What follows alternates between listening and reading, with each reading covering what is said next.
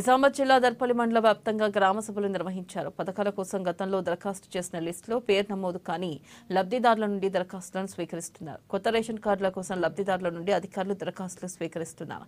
ఈ సందర్భంగా జిల్లా మండల ప్రత్యేక అధికారి మాట్లాడుతూ ఎవరూ కూడా ఆందోళన చెందొద్దని, అందరికీ రైతు భరోసా, రేషన్ కార్డు, ఇందిరమ్మ ఇండ్లు వస్తాయన్నారు. పేద ప్రజల కోసమే మరోసారి ప్రజాపాలనను నిర్వహించి దరఖాస్తులు స్వీకరిస్తున్నట్లుగా ఆయన తెలిపారు. ఎవరు కూడా బాధపడాల్సిన అవసరం లేదు.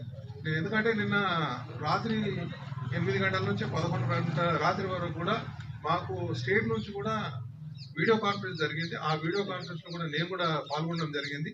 దాంట్లో వాళ్ళు దిశానిర్దేశం కొన్ని చేయడం జరిగింది. ఇప్పటి వరకు మా అధికారులు ఏదైతే చదివి వినిపించారో ఓకే, దాంట్లో మీకు అభ్యంతరాలు ఏమైనా ఉంటే తెలియజేయండి. మేము అభ్యంతరాలు తెలియజేయలేదన్నా ఓకే, మాకేం అభ్యంతరం లేదు. మేము మీ యొక్క సమక్షంలోనే ఆ యొక్క గ్రామ సభలో ఏదైతే చదివామో వాటినే మీ యొక్క ఆమోదంగా భావిస్తాం.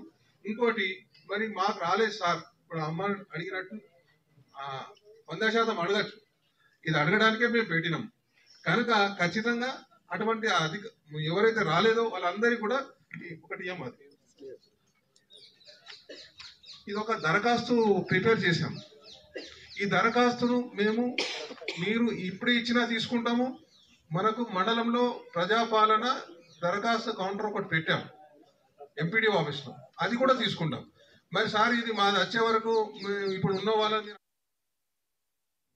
జాతీయ రోడ్